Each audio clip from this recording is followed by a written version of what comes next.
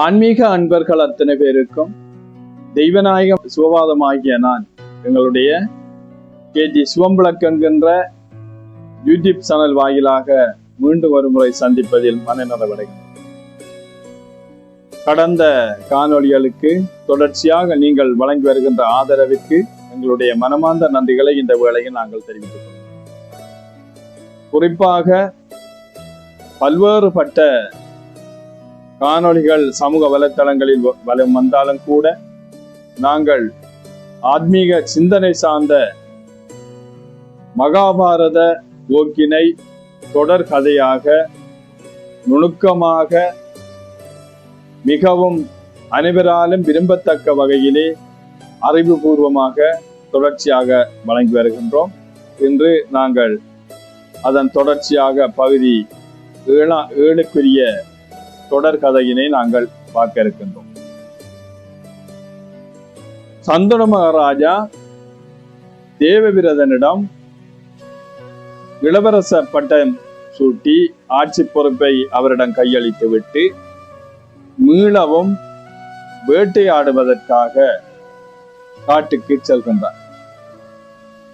காட்டிலே சென்ற சந்தனு மகாராஜா யமுனை ஆற்றங்கரையிலே கூடாரம் அமைத்து அதனுள் தங்கியிருந்து வேட்டையாடுவதற்காக அங்கு சென்றிருந்த வேளையிலேதான் அந்த யமுனை ஆற்றங்கரையிலே தங்கியிருக்கின்ற வேளையிலே ஒரு பகுதியிலிருந்து தன்னை கவரக்கூடிய ஒரு நறுமணம் தன்னை சூழ்ந்து தன்னால் விரும்பத்தக்க வகையிலே அந்த நறுமணம் அந்த பகுதியிலே வீசிக்கொண்டிருந்தது.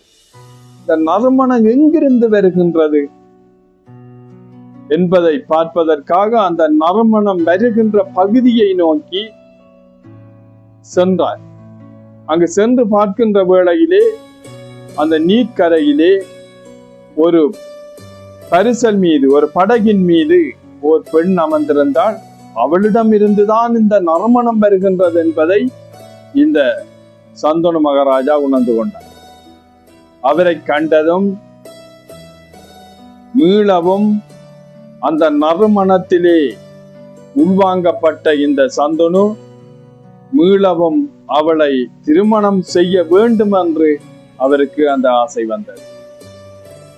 ஒவ்வொருவருக்கும் ஒவ்வொரு விடயத்திலே கண்டம் இருப்பது போன்று சந்தனு மகாராஜாவுக்கும் இந்த பெண்கள் மீதான நாட்டத்திலே ஒரு கண்டம் என்றுதான் குறிப்பிட வேண்டும். ஏனென்றால் அதற்கு முன்பதான் கங்காதேவியை திருமணம் செய்து கேள்வியை கேட்க முடியாமல் 7 குழந்தைகளையும் ஆற்றிலே வீசி 8வது குழந்தையை அழைத்து சென்று 36 வருடங்களுக்கு பின் கையளித்ததன் பிற்பாடு நாட்டை ஆட்சி பொறுப்பை இளவரசனாக தேவரதனிடம் கொடுத்து விட்டு வேட்டையாட வந்த நீ மீளவும் அந்த பரிமளம் நிறைந்த வாசனையிலே மயங்கி அவளுடைய அழகிலே மயங்கி அவளை திருமணம் செய்ய வேணும் என்கின்ற எண்ணத்திலே அந்த பெண்ணிடம் சென்று கேட்டால், பெண்ணே, நான் உன்னை திருமணம் செய்ய ஆசைப்படுகின்றேன், என்ன திருமணம் செய்து கொள்வாயா என்று கேட்டார்.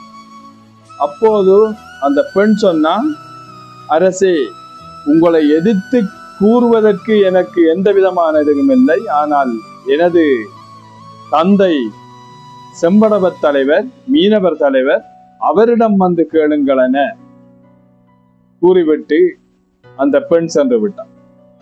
அந்த பெண்ணினுடைய படகிலே ஏறி சென்று அந்த மீனவ தலைவருடைய வீட்டிற்கே சென்று மகாராஜா சென்றதும் சந்தனு மகாராஜா வருவதைக் கண்ட செம்படவர் தலைவன் ஓடி வந்து வரவேற்று கைகோப்பி நின்றான்.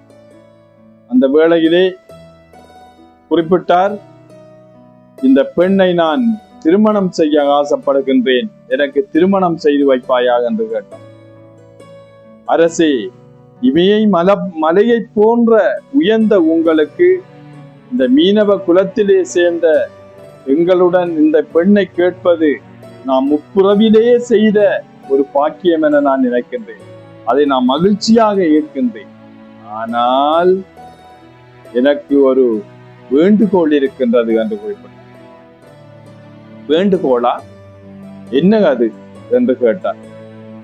கேட்ட உடனே அனைத்தையும் சம்மதிக்கின்ற சந்தனு கங்காதேவியிடமும் கேட்ட உடனே அனைத்துக்கும் சம்மதித்தவர்.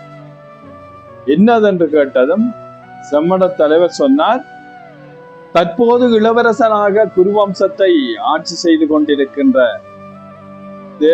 தேவவிரதன் கங்கையின் மகன் அங்கு இருக்கின்ற வேளையிலே எனது மகளை திருமணம் செய்து எனது மகளின் வயிற்றில் ஒரு ஆண் குழந்தை பிறந்தால் அந்த குழந்தைக்கு முடிசு சூட்டி அழகு பார்ப்பீர்களோ என்று கேட்டார். கேட்டதும் பெரிய வேலை கொண்டு வந்து சந்தனுவின் நெஞ்சிலே குத்தியது போன்று திகைத்து போனார் சந்தனு மகாராஜ். எந்த ஒரு வார்த்தையும் தெரிவியாமல் இருந்த இடத்திலே இருந்து எழுந்து அரண்மனைக்கு வந்து விட்டார். வேட்டையாடச் சென்றவர் அரண்மனைக்கு வந்ததும் தேவவிரதன் தனது தந்தையை பார்க்கின்றான். இவருடைய தோற்றம் பொலிவிழந்து செல்வதையும் கவலையில் உறைவது போன்ற ஒரு நிலையினையும் தேவவிரதன் அந்த விடயத்தை உணர்கின்றான். என்ன நமது தந்தைக்கு நடந்திருக்கும்?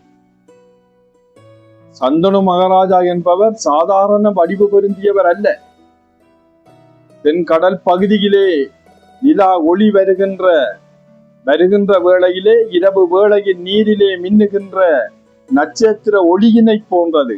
நீரிலே நிலா வருகின்ற வேளையில் ஒளி மின்னும் பளிச்சு பளிச்சன், அந்த மாதிரி இவர் நடந்து செல்கின்ற வேளையிலே நீரினுள் இவருடைய ஒளியிலே அந்த தோற்றம் உருவாகுமா, அந்த ஒரு வெளிச்சத்தை தருகின்ற அவ்வாறு அழகு பொருந்திய ஒருவர் தான் கவலையுற்றதன் காரணமாக தனது முகத்திலே மாற்றத்தை கண்டறிந்த தேவவிரதன் என்ன நடந்திருக்கும் என தெரியாமல் சிந்தித்து தேரோட்டியினை அழைத்து கேட்டான்.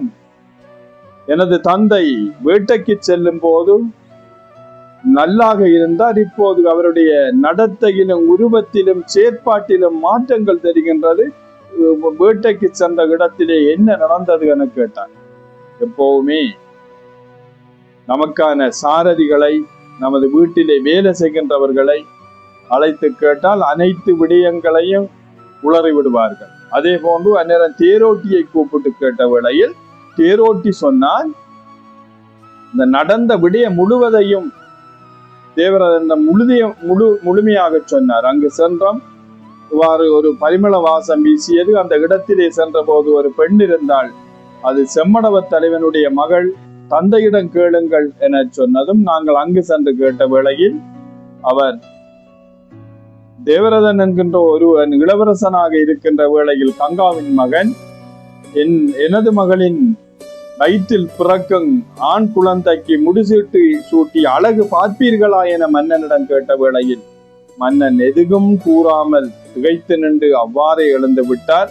வந்தது முதல் இவ்வாறு இருக்கின்றார் என தேரோட்டி சொன்னதும் தனது தந்தைக்கும் தெரியாமல் தேரோட்டியிடம் சொன்னார், உடனடியாக தேரை எடுங்கள். தேரிலே ஏறிக்கொண்டு தேவவிரதன் செம்மடவ தலைவன் மீனவர் சங்க தலைவனுடைய வீட்டுக்கு சென்றார். அங்கு சென்று சொன்னார், நான் தான் தேவவிரதன், நான் எனது தந்தைக்காக இதோ நிற்கிறாளே சத்தியவதி, இந்த பரிமள வாசனை வீசுவதால் அவளுக்கு பரிமள கந்தி என்று அவளை அழைப்பார்கள். மகாபாரதம் அவளுக்கு மற்றொரு பெயரையும் சூட்டி இருக்கின்றது. அவள் நிற்கின்ற இடத்திலிருந்து, இந்த பரிமள கந்தி நிற்கின்ற இடத்திலிருந்து ஒரு யோசனை தூரத்திற்கு அந்த பரிமள வாசனை வீசும். ஆகவே அவளுக்கு யோசனை கந்தி என்றும் ஒரு பெயர் இருக்கின்றது. மற்றும் ஒரு பெயர் சத்யாதேவி என்றும் பாரதம் அவளுக்கு இந்த பெயரை வாங்கி இருக்கின்றது. இதோ நிற்கிறாவே எனது தாயாகிய சத்யதேவி, இன்று முதல் இவவுதான் எனக்கு தாய். இவருடைய வயிற்றிலே பிறக்கின்ற குழந்தைகள் தான் எனக்கு சகோதரர்கள். இன்று முதல் கங்காதேவியை நான் தாயாக நினைக்கவில்லை. ஆகவே இந்த தாயை எனது தந்தைக்கு திருமணம் செய்வதற்கு நீ சம்மதிக்க வேண்டும் என செம்மடவ தலைவனிடம் தேவவிரதன் கேட்டதும் செம்மடவ தலைவன் திகைத்து போனான். இந்த இளம் வயதிலே ஒரு வயதான ஏற்கனவே திருமணம் செய்த தனது தந்தைக்காக மீண்டும் வந்து இந்த விடயத்தை கேட்டபோது ஒரு கணம் சிந்தித்து திகைத்து நின்ற செம்மடவ தலைவன் சொன்னார், அரசே, நீங்கள் கூறுவது சரிதான், ஆனால் என்னிடம் ஒரு வேண்டுகோள் இருக்கின்றது என்று சொல்ல, என்ன வேண்டுகோள் என்று கேட்டார். நீங்கள் இளவரசனாக அங்கிருக்கின்றீர்கள், எனது மகளை திருமணம் செய்து தருவதற்கு நான் பூரண சம்மதிக்கின்றேன். எனது மகளை திருமணம் செய்து தந்ததற்கு பிறகு எனது மகளின் வயிற்றிலே ஆண் குழந்தை பிறந்தால் இந்த பிறக்கின்ற குழந்தைக்கு அங்கு என்ன வேலை இருக்க போகின்றது? நீங்கள் தானே நாட்டிற்கும் சட்டத்துக்கு உறுத்தான இளவரசன் அங்கு இருக்கின்றீர்கள் என்று சொன்னதும் தேவரதன் சொன்னார், அவ்வாறு இல்லை, அவ்வாறு ஒருபோதும் நடக்காது. நான் அங்கு வெறும் காப்பாளனாக, அஸ்தினாபுரத்தை காப்பாற்றுகின்ற ஒரு காப்பாளனாக இருக்கனே தவிர நான் ஆட்சி பொறுப்பை ஒருவேளையும் ஏற்க மாட்டேன். எனது சத்தியதேவி தாயினுடைய வயிற்றிலே பிறக்கின்ற அந்த குழந்தைக்குத்தான் அந்த ஆட்சி பொறுப்பை நான் ஒப்படைப்பேன் என்று வாக்குறுதி அளிக்கின்றார். இதனை கேட்டதும் செம்மடவ தலைவர் சொன்னார், அதுவெல்லாம் சரிதான், ஆனால் என்றைக்காவது ஒரு நாள் நீ திருமணம் செய்து உமது வயிற்றிலே ஒரு குழந்தை பிறந்தால் அந்த குழந்தை சட்டப்படியும் அரச நியதிப்படியும் ஆட்சி அந்த குழந்தைக்கல்லவா சொந்தமாகும் என்று சொன்னதும் தேவவிரதன் உடனடியாக சொன்னார், நான் கூறுகின்றேன் கேளுங்கள், இந்த மண்ணையும் விண்ணையும் சாட்சியாக வைத்து கூறுகின்றேன். எனக்கென்று ஒரு திருமணம் நடந்தால் தானே குழந்தை பிறக்கும். நான் திருமணமே செய்ய போவதில்லை. எனது உடல், அனைவரும் கேளுங்கள், எனது உடல் இந்த மண்ணிலே எரிகின்ற நிலை வரையும், மரணத்தின் போது எரிகின்ற நிலை வரையும் எனக்கு பெண் சுகமே இல்லை.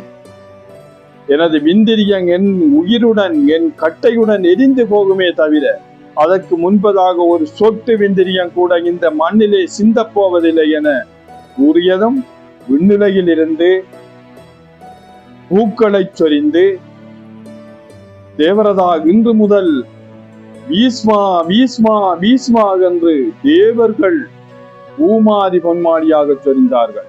அப்போதுதான் ஈஸ்வர் என்ற பெயர் தேவவிரதனுக்கு சூட்டப்படுகின்றது. ஈஸ்வர் என்றால் அற்புதமான செயலை செய்பவர் என்பது பொருள். ஈஸ்வர் என்று நாங்கள் சாதாரணமாக குறிப்பிடுவதில்லை. எவருமே இந்த உலகிலே செய்யாத தனது இளமை அனைத்தையும் திறந்து பெண் சுகமே இல்லாமல் வாழுகின்ற அந்த அற்புதமான செயலை வாக்குறுதியாக அளித்ததன் காரணமாக விண்ணுலகிலே இருந்த தேவர்கள் இவருக்கு எந்த பெயரை சூட்டலாம் என தீர்மானித்து ஈஸ்வர் தான் இவருக்கு பொருத்தமான பெயர் என்று பூமாலையை சொலிந்து பீஷ்மா பீஷ்மா என்று அழைத்தார்கள். பீஷ்மா என்றால் அற்புதமான செயலை புரிபவர் என்று அர்த்தம். அதற்கு பிற்பாடு அந்த இடத்திலே இருந்து தனது தாயாகிய சத்தியதேவியை அழைத்துக் கொண்டு அரண்மனைக்கு வருகின்றார் பீஷ்மர். அந்த இடத்திலேதான் அவருக்கு பீஷ்மர் என்ற பட்டம்